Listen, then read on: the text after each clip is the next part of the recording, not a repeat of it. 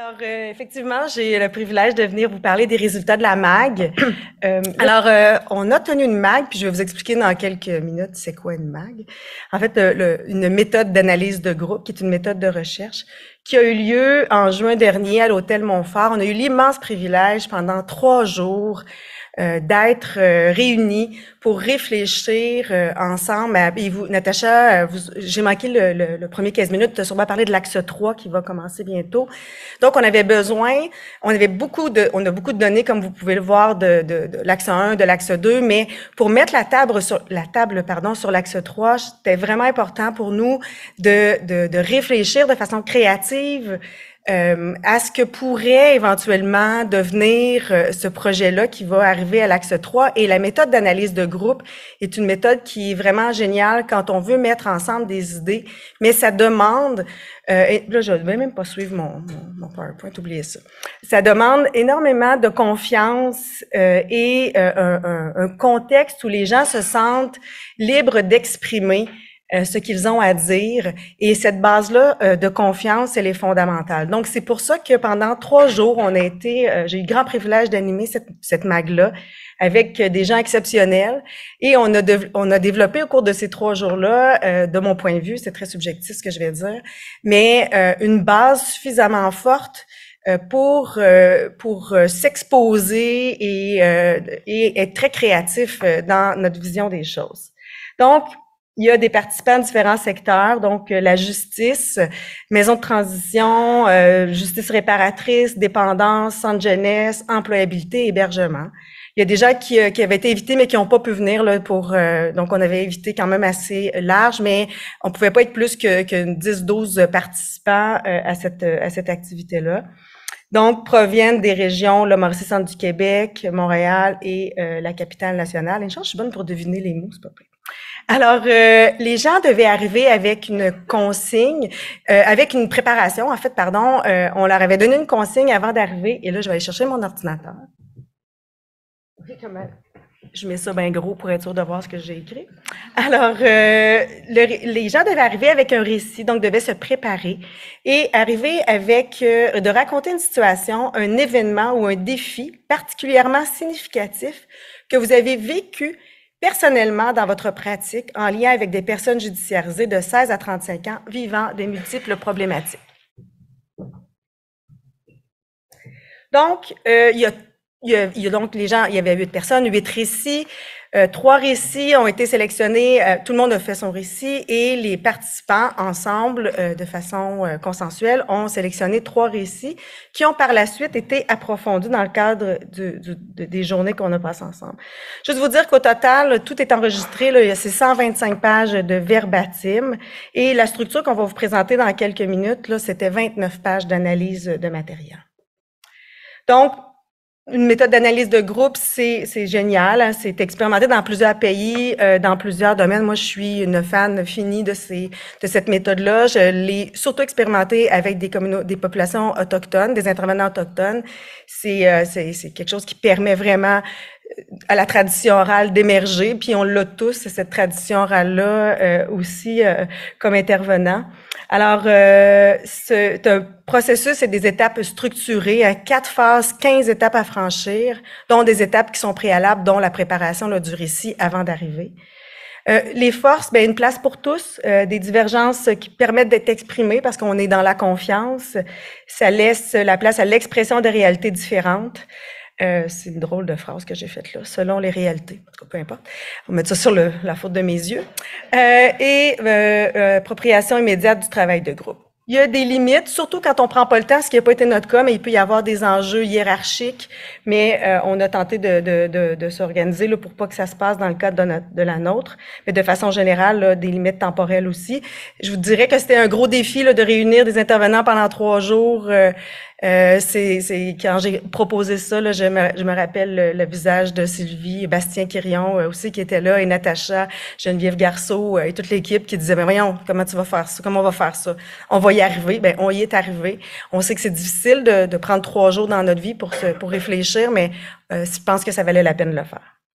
Donc, voilà. On continue. Donc, parmi les 3 récits, je vais vous parler particulièrement du dernier récit aujourd'hui, mais le premier récit sélectionné, qu'on a approfondi, a permis de créer cette montagne de la bienveillance-là. Et c'est vrai, on l'a vraiment créé là, sur place, avec des chaises, des couvertures. C'est très, très, très créatif. C'est le Cirque du Soleil. Et moi, j'ai la prétention qu'à travers cette créativité-là, émergent des idées très originales qui pourraient pas émerger si on n'avait pas accès à cette créativité-là, à ce plaisir-là aussi de faire les choses.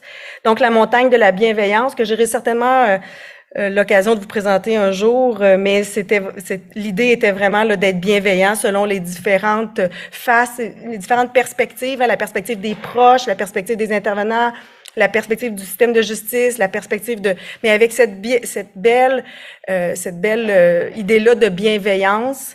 La deuxième image, c'était la question du travail en équipe. Et c'était l'équipe de football, le team building, l'importance des coachs, tout ça était vraiment, et de la réflexion, était vraiment derrière l'analyse du second récit. Et enfin, on va regarder ensemble une petite vidéo qui résume la structure d'ensemble qui est consécutive à l'analyse du troisième récit. Je vous rappelle qu'on a fait ça ensemble, les 8 participants dehors, puis à la fin, vous allez avoir les photos de la structure à l'extérieur de l'hôtel Montfort. Et je peux vous dire qu'on suscitait les regards. Les gens se demandaient qu'est-ce qu'on faisait là. On a quelqu'un une personne, pour pas la nommer, la fille de Natacha, qui étudie en art et qui nous a fait cette belle narration-là professionnelle pour la suite des choses. Puis je vous reviens dans 18 minutes précisément. Cette présentation sera l'occasion de faire état des résultats préliminaires issus du projet 2C du programme Réseau 1635. Le projet s'intitule « Méthode d'analyse en groupe auprès des prestataires de services ». La MAG est une approche basée sur le savoir expérientiel qui mène à une théorisation à partir d'expériences vécues. Inspirée de récits partagés par les participants et participantes, la démarche a permis une réflexion autour de pistes de solutions visant une réponse adaptée aux besoins des jeunes judiciarisés.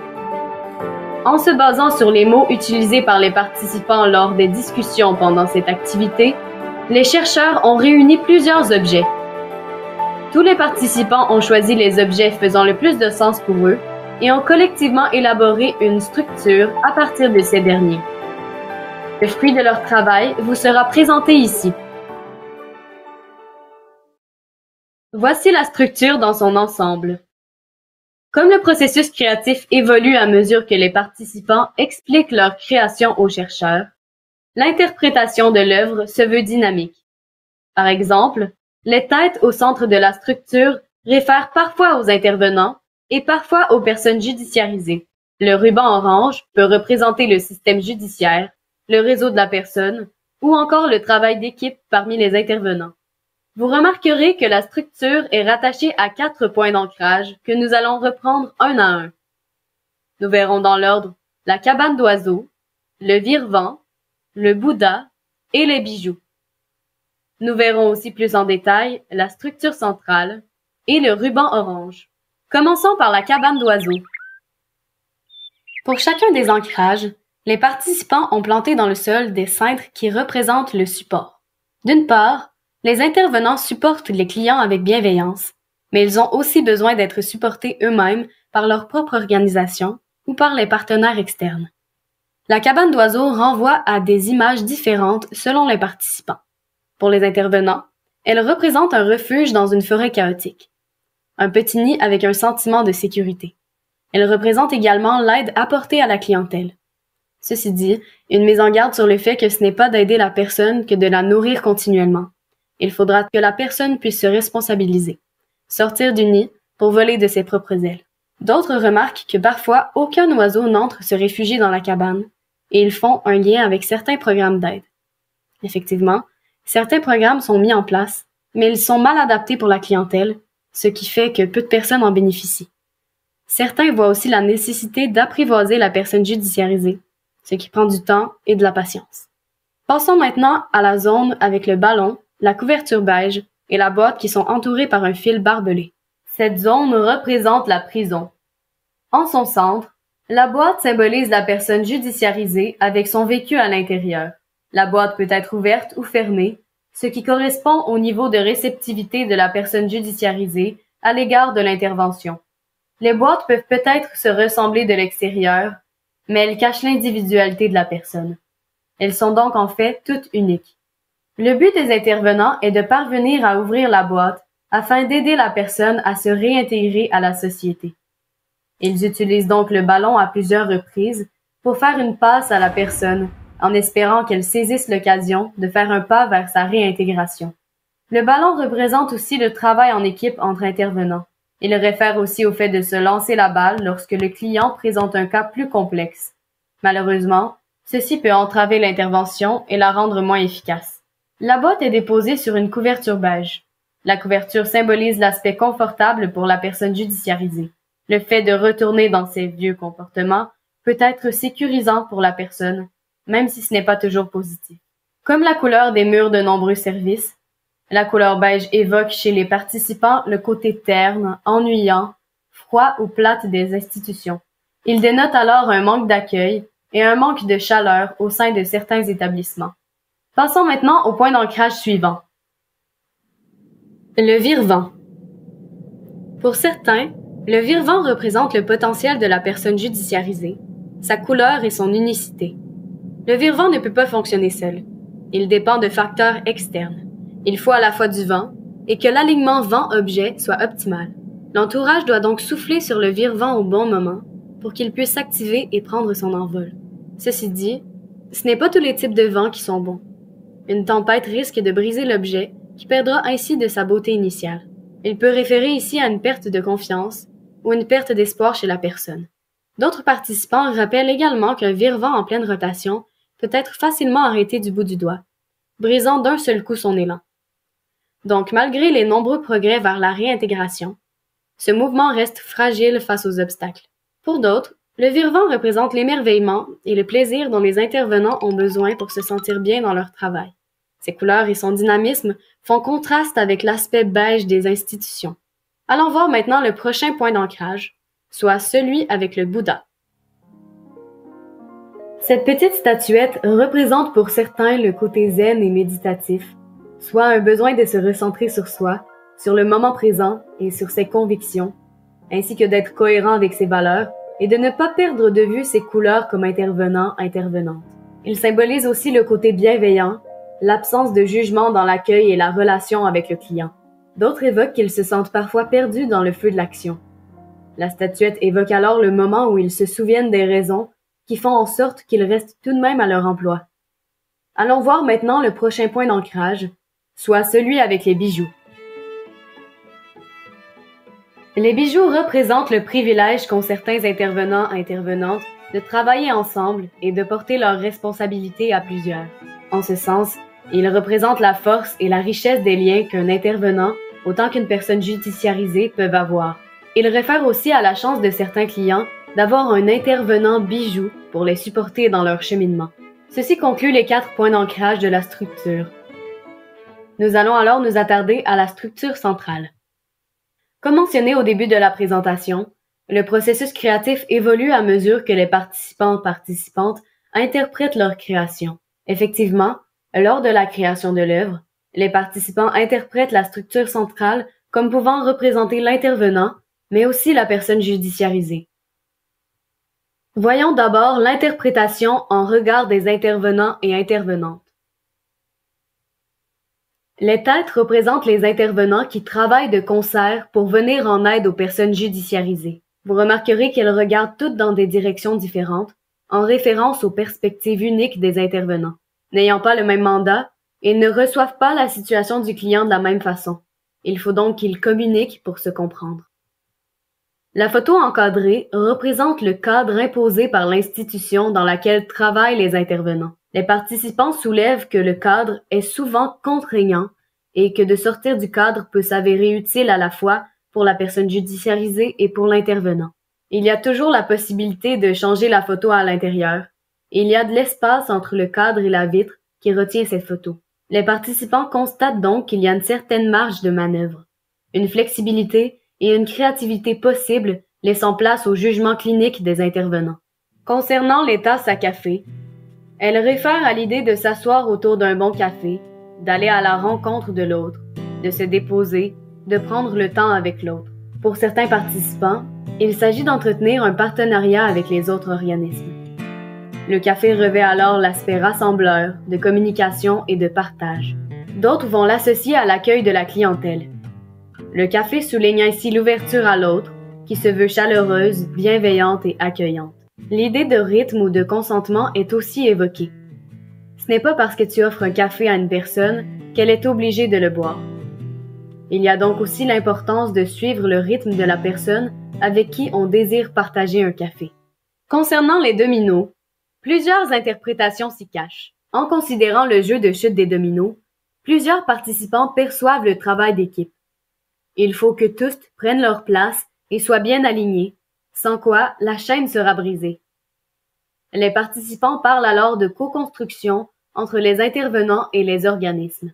D'autres soulèvent aussi qu'il y a des milliers de possibilités de disposer les pièces et perçoivent ceci comme toutes les possibilités d'aider les personnes judiciarisées. On remarque également qu'il n'y a pas d'instruction dans la boîte, et certains y voient un rapprochement à faire avec le manque d'informations dans le cadre de leur pratique.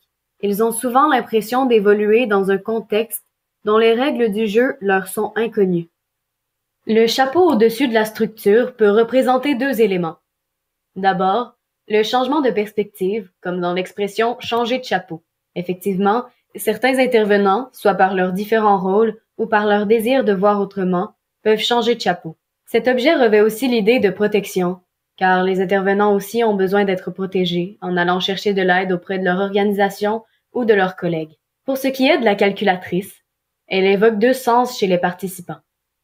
D'abord, la clientèle étant composée d'êtres humains complexes, elle oblige en quelque sorte la réflexion chez les intervenants.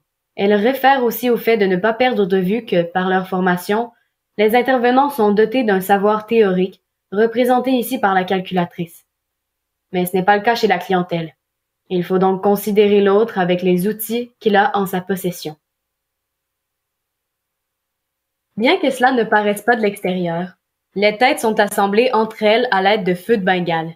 Cet objet a également plusieurs significations pour les participants. Pour certains, il représente la flamme à l'intérieur de l'intervenant. Le côté pétillant renvoie au goût et au plaisir de travailler, de faire des feux d'artifice, d'être innovant, de créer de nouvelles interventions. D'autres remarquent également le côté éphémère du feu de Bengale. Par exemple, lors de la mise en œuvre d'un programme, au début, il y a beaucoup d'engouement, mais finalement les gens sont trop surchargés pour faire durer le projet dans le temps.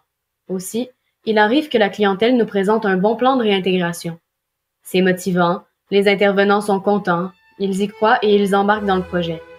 Puis en quelques instants, la bulle éclate, le plan ne tient plus. Pour d'autres, le côté éphémère du feu de Bengale renvoie à l'importance de célébrer les petites victoires, même si elles sont courtes dans le temps. Cet objet fait aussi penser à de la distraction.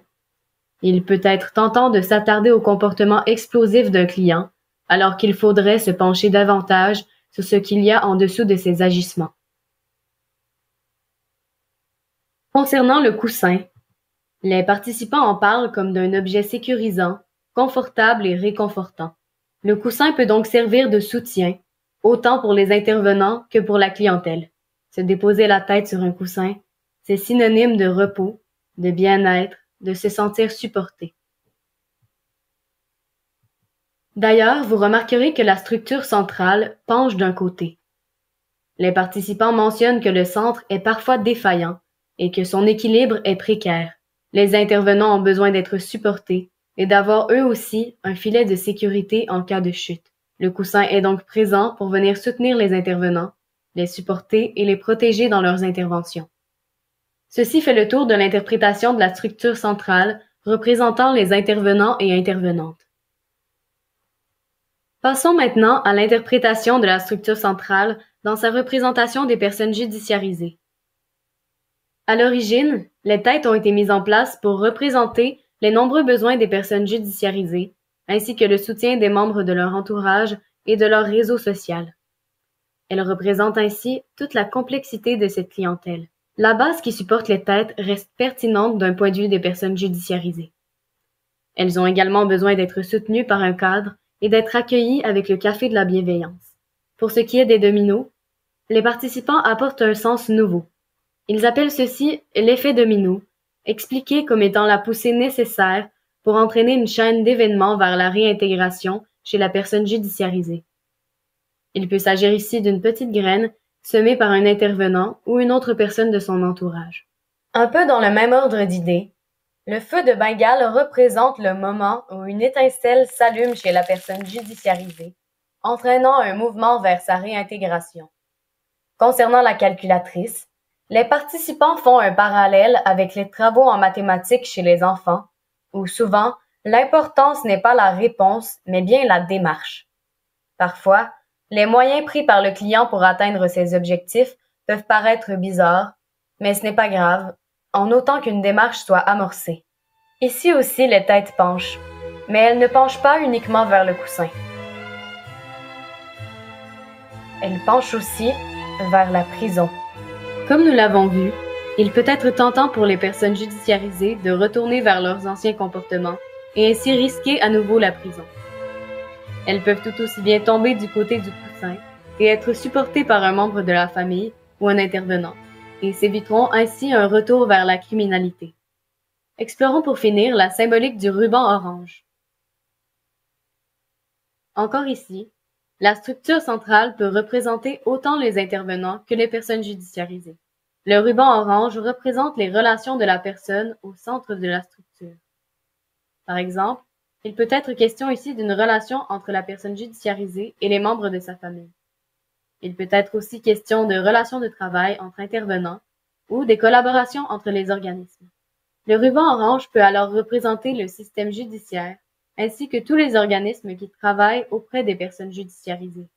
Vous remarquerez que certains liens peuvent avoir été défaits, brisés ou fissurés, comme ils peuvent avoir été reconnectés ou réparés. Que l'on pense aux personnes judiciarisées, aux intervenants ou au système judiciaire, ceci témoigne d'une certaine défaillance dans les relations ou dans les communications. Le ruban orange peut aussi représenter les limites ou les frontières du système de justice. Selon leurs différents rôles, les participants se sont positionnés physiquement à l'intérieur ou à l'extérieur du ruban. Certains, se sentant plus éloignés du système judiciaire, se sont installés à l'extérieur du cercle, comme représenté par la personne assise. Les organismes en périphérie du système pourraient être, par exemple, les services en dépendance ou en employabilité. D'autres ont parfois mis un pied à l'intérieur du ruban orange et laissé un pied à l'extérieur. On pense entre autres aux maisons de transition ou aux intervenants qui cumulent plusieurs mandats. D'autres participants avaient les deux pieds dans le cercle, comme les agents de probation, par exemple. Ceci dit, leurs positions ne sont pas fixes. Certains participants sont très proches des personnes judiciarisées à leur sortie de détention, mais s'éloigneront avec le temps. Comme la structure a été assemblée et interprétée dans un espace public extérieur, certains passants regardaient la scène de loin. Les participants les interprètent comme étant la société qui juge la personne judiciarisée ou le travail des organismes. Il ne faut pas sous-estimer l'impact que le regard du passant peut avoir sur la personne au centre de la structure. Par sa façon de regarder, le passant vient tâter ce qui se passe dans le système. Il reste un dernier objet à présenter, la pellicule de plastique. Le participant qui est assis à l'extérieur du ruban orange a la tête entourée d'une pellicule moulante. La pellicule moulante sert à représenter comment les participants peuvent se sentir dans leur pratique. Se sentant à l'extérieur du système judiciaire et parfois incompris par leur institution, ils se sentent enveloppés dans une pellicule moulante qui empêche leur mouvement. Ils se sentent alors bâillonnés et contraints par le système qui les entoure. Comme l'activité se déroule à l'extérieur, au soleil et en plein mois de juin, le participant a chaud sous la pellicule de plastique. L'ensemble des participants utilise alors cette métaphore pour dire que ça leur prend beaucoup plus d'énergie pour effectuer leur travail. En conclusion, selon les participants, cette structure représente bien la complexité de travailler avec les personnes judiciarisées. Elle démontre la diversité, le mouvement, le regard, le changement, ainsi que la vue d'ensemble de tous les éléments à prendre en considération dans le cadre de leur travail. Cette structure a été construite en équipe, regroupant 8 participants de divers horizons, et démontre la richesse pouvant découler du regard complémentaire et du travail commun de plusieurs intervenants et intervenantes. En vous présentant quelques images de la structure réellement créée, nous aimerions sincèrement remercier les 8 participants de la MAG ainsi que leur organisation, sans qui ce projet de recherche n'aurait pas eu lieu. En terminant, nous aimerions également remercier Madame Marie Drolet-Noël à la conception et aux illustrations, ainsi que Madame Valérie Boucher à la narration.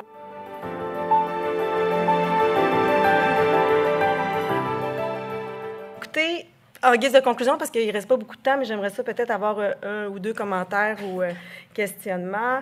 Bien, ça a permis la création de liens, comme je vous disais, puis c'est pour ça que j'ai mis des étincelles.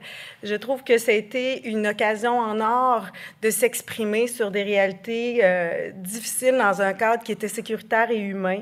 On est allé, je dis on parce qu'on ne peut pas faire, Bastien, Sylvie et moi, on faisait quand même, on était finalement 11, là, parce que c'est pas vrai de penser qu'on n'était pas impliqués. On essayait le moins possible d'intervenir, mais quand on est en groupe, puis on s'inter-influence les uns les autres, mais ça permettait tout ça de sortir des perspectives individuelles et d'aller vers le collectif. Et moi, encore une fois, en l'écoutant tout à l'heure, je pensais à l'axe 3, puis je me disais, oh mon Dieu, ça, c'est pour l'axe 3, ça, c'est pour l'axe 3. Il y a vraiment des petits bijoux dans cette MAG-là qui, cumulés avec les autres données de recherche des différents axes, vont permettre, je l'espère en tout cas, de construire quelque chose qui sera au-delà au moins à vos attentes, puis au-delà de vos attentes et pour le bien des personnes judiciarisées et le vôtre aussi comme intervenant, parce que c'est pas facile le travail que vous faites. Alors, merci. Je pourrais prendre des questions s'il y en a.